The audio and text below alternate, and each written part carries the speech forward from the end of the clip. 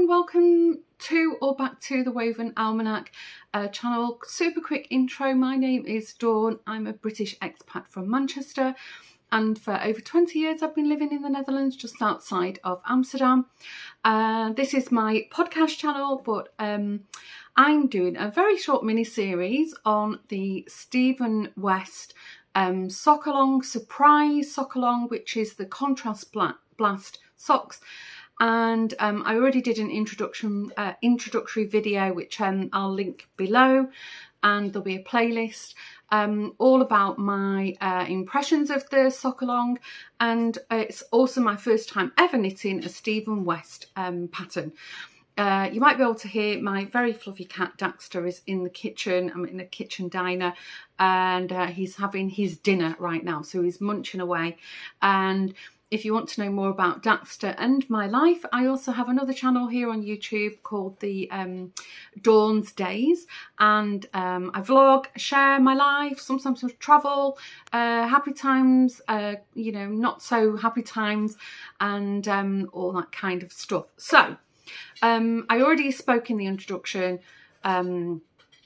video of the yarn that I'm using and so forth. So I thought I've got a lot to say about Clue 1. As I'm filming this live in real time, Clue 2 will drop in 2 days' time. So I think there's no spoilers. I've given everybody enough time to make Clue 1. So I've put mine on sock blockers. Sorry, yarn is all still attached because it's Clue 1. So this is how I've done. I've finished Clue 1, only one sock, and as you can see, I'm really happy with the choice of yarn I've used.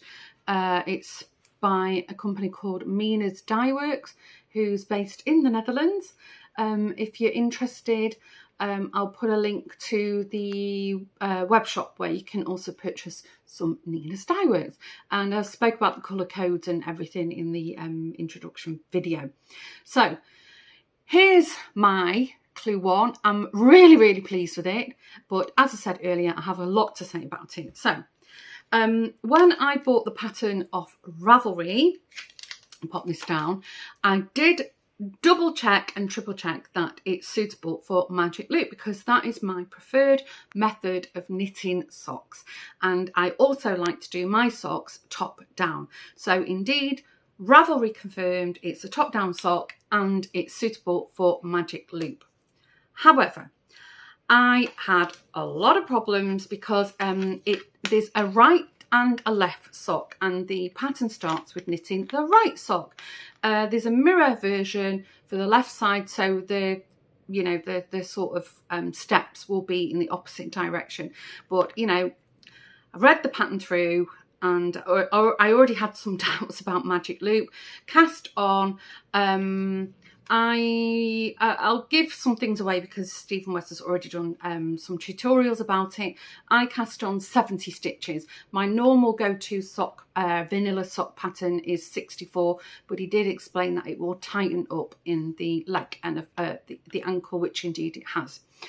However, I have frogged this I don't know how many times, because the right sock pattern starts with a purl, and if you've ever tried to begin a purl stitch with Magic Loop, you will know that it's really difficult not to get a ladder or really bad tension on the in between the two needles, because you work one round on two needles, so you have a working needle.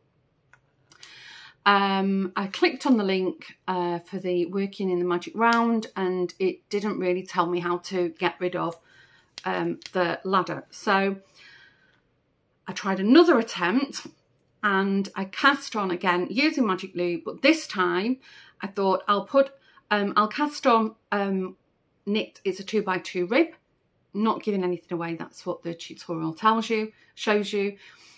And I thought, well, I'll cast on 2x2 starting with the knit, and then I'll place a stitch marker, and then I'll know to adjust it. Well, no, I got difficulties with the cable because I've never done cables before either. So it's the first time knitting a West Knits pattern, and it's also the first time doing cables. So frogged again, and then I decided to work on my 9-inch circulars. I'm using Chiagu red lace, and my 9-inch circulars are also Chiagu.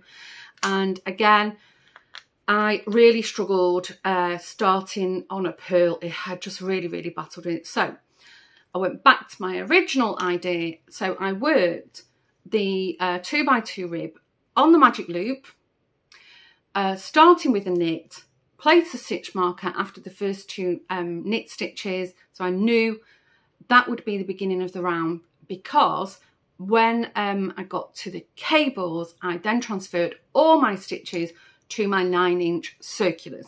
So I've knitted mine in a really strange way. So the cuff, the ribbing is worked on the magic loop. The cable has all been worked on 9-inch circulars, which work perfectly well. And then I got rid of this sort of, you know, ladder tension issue. And then thereafter, the pattern is straightforward knitting and slipping. And then I transferred the leg, the cuff or the ankle back onto my magic loop. Wow.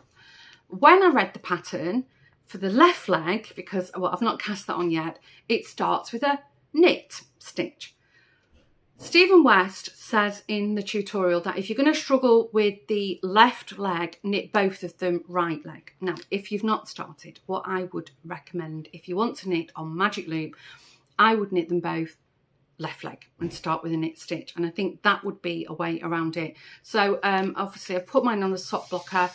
I'm still the tension, because when you get to some of the slip stitches happen in between you swapping over your needles with your working needle, so I'm not really happy with the tension. However, I've done well to not have ladders, but I did have tension issues at the beginning of the round. It's a bit tight. I think it will stretch out. It's not put me off, but the fabric feels a little bit thick.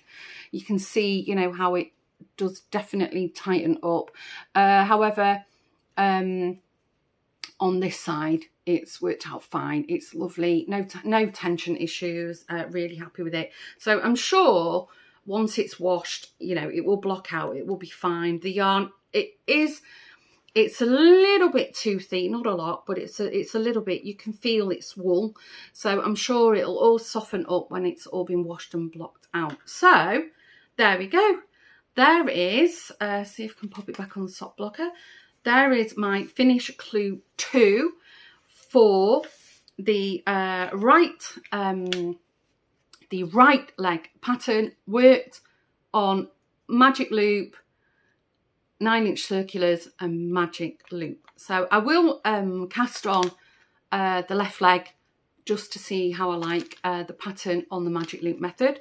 But there you go. So as I said earlier, as I'm filming this, clue 2 will drop in a couple of days time, and I'll cast that on, and we'll see. I'm assuming it's going to be the heel next. I have no idea what kind of heel, but I want to follow the pattern to the exact method that Stephen gives, although I had to sort of be inventive.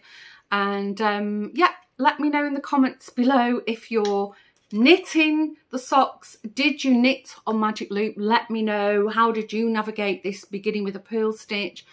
If you're planning to knit them, what method would you use? Share your colourways. What do you think of mine? I'm loving this lime green contrast colour. Really, I'm super happy with them. I would have finished them a lot quicker if I hadn't have had problems with this.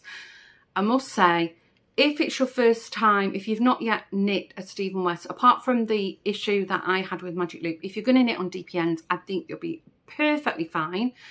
And the cuff worked up super quick. It flew off the needles, this bit, and I really enjoyed it. So yeah, let me know in the comments, what do you think? And if you follow me on Ravelry, on Instagram, maybe you want to tag me in yours and show me what you've been knitting on. Love to see your colourways, comments, tips, share amongst the comments below with each other, and yeah, stay tuned for Clue 2.